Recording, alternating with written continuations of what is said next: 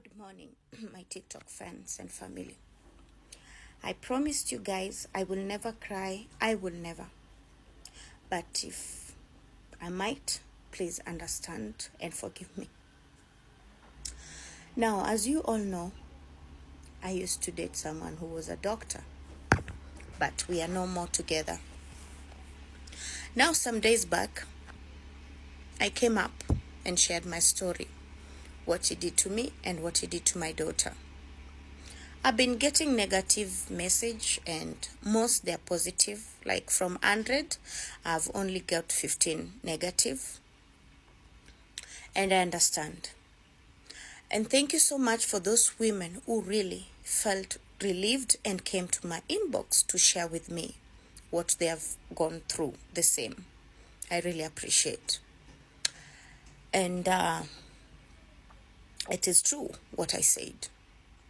Now, after what he did to me, I have a OB number. There's a time I went and reported. As you all know, narcissists, they will also come and brainwash you and withdraw the case. Now, the case that I haven't withdrawn, it's for my daughter, about him kissing my daughter. It has not been easy. Been called names. Why did you took late not to come up on public? I took time because my daughter, she's 15 years, but she also has her rights. So I asked my daughter if I can share. She wasn't ready me to share this on public until she was okay and say, Mama, the way I'm feeling, you might help someone out there. You're free to share. That's why it took me long. Now, since that, I've been getting threats. I've been getting funny calls with private number. I've been getting message through a fake account, the TikTok. Recently, I got a letter from his lawyer that nilimwekelea, nilimchafulia jina, nikamtangaza. No, sikumtangaza, sikumchafulia jina. I came out with my truth, and that is what it remains. Now, guys, the same thing he did to my daughter is the same thing he once tried to do to one of my friend's daughter. Yes. So after I posted, she felt relieved. First, she was like, I didn't believe my daughter until I saw your post, and then I now believed my daughter that she was telling me it is true about the dog. And she was so shocked. And thank you so much for all the mummies that they have felt free to share with me. Because here we are really afraid to bring this issue out. We will be called names, we'll be judged. And thank you so much for those kids who felt relieved and free to tell their mom what they have been going through. Now, what I would ask for, government of Kenya, please, allow us, when we are taking our loved one to operation, one of our member to be there. Why am I saying this? When I used to live with that man, I used to go through his phone, or sometime it could show me. Mujua mkendanga kuchinjwa pale kwa operation, munakuanga mmedungwa madawa, amjielewi. Huyu mwanaume sijui nilikuwa naishi na wazimu ama mgonjwa wa akili. Alikuwa anachukua picha za watu wakiwa kwa kitanda ya operation. Hadi anachukua private parts. The same person, ungeingia kwa simu yake, ungepata na watch hizi filamu za watoto. Hizi za, sitaki kutaja jina sababu hii video inaweza tolewa. Za ngono. Watoto around 15 to 18. Yani, I couldn't say, but unaweza jua hizi ni filamu ni watoto. So I think Doc has a mental issue. Alikuwa na watching hizo filamu. Now guys, vitu ni mingi singeweza kusema zote ziishe. Until nimepata hizo threats, nikasema nikifunga macho, maybe nitakuwa nimesaidia mtu pale nje. Mimi kuchapwa nani nilikuwa nachapwa na Doc. Na Kenya alikuwa ananifanyia ni the same thing alifanyia ex wake. Hata nimekuwa nikiongea na some of the family member wa huyo ex. Exactly what he has been doing to me is the same thing he was doing for that lady.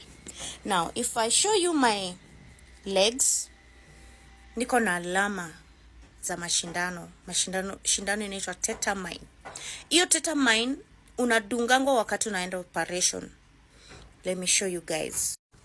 Hii ni alama 1, 2, 3, 4, 5, 6, 7, 8, 9. So, huyu msee, I don't know how he managed to introduce you to these drugs, but he is really smart. Kwa sababu the same thing he was doing to me is the same thing he was doing to that lady. So I found myself being introduced to those drugs. There are also some tramadol drugs called tramadol. They are very strong painkillers, but they have kind of, they are elewa tu ni dawa strong sana. Now, nimekuwa nikitukanwa kwa mtandao, not knowing it's the same person I live with. Ndiye amekuwa akitengeneza hizo masudu account akinitukana. Amekuwa akiniambia venye my ex wanamtaka nini. Hii nataka kwanza ifikie au my ex wake wote. Kama kweli nishaisema unanifanyia hivi na hivi, please, naomba msamaha. Sitaki kufunga mwaka, ama ni kama nitakufa kwa sababu nimetretiwa sana, nikufe na kinyongo. Tafadhali mniombe msamaha. Nilikorogwa akili. Ninajua mwezi elewa, mtasema we ni mtoto unakorogwa akili. Until you met one person akufanya hivyo. This person made me to chase my son out from our home. I used to cook na feature, napelekea mtoto wangu rooftop, anakula. I promise I won't cry. Akimaliza kula, doka kilala, nafungua mlango pole pole, mtoto wangu anakuja, because I was protecting what I called what is what. Now my daughter, I asked her, why did you took long not to tell me? Because mom, you were so much in love, you could not even listen to us. And I was afraid if I tell you, you people will end up fighting, because that dude used to beat you so bad. So I understood her. Now, I'm going to open something very serious. If I will be sued, it's okay. It's okay, but it's okay. Now, if you have been his patient, kama umekuwa mgonjwa wake, kama ushaitibiwa na yeye ama ukafanywa operation, sana kuna mtu ashaifanywa operation ya family planning ilipotea, ukaenda kutolewa. Trust you me, haikutolewa. Alikujanga akaniambia kuna mtu tumefanyia operation Valley Hospital na ikutolewa. Kama wewe ni asili ya Mwarabu na wewe ni mama, ulienda ukafanyia operation pale Valley Hospital, jua akona video yako ukiongea after operation. Najua mtu anakosanga fahamu, ukiongea vitu zote venye bwanako anakufanya. Kama wewe ni patient na uliwahi tibiwa optical pale side za 58, jua akona picha zako ukiwa operation. Alipiga picha, samahani, ulijifungua mtoto, wale watoto wako na vichwa kubwa, macho kubwa, akona picha zako. This dude amejaza filamu za ngono kwa simu yake, na ni filamu za watoto tupu. Nyumba yake haijakosa zile madawa za kutoa mimba. Nyumba yake haijakosa, hadi anauzanga hizo madawa chini ya maji.